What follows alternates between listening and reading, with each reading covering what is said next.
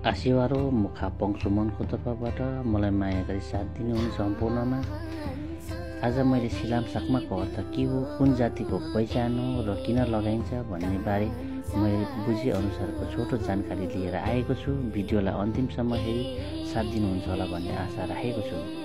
सिलाम साक्मा चाहिँ लिम्बू जातिहरूको संस्कार, संस्कृति, जीवनको एक प्रतीक हो। सिलाम साक्मा शब्द फरक 3 शब्दहरूको सम्मेलनबाट बनेको छ।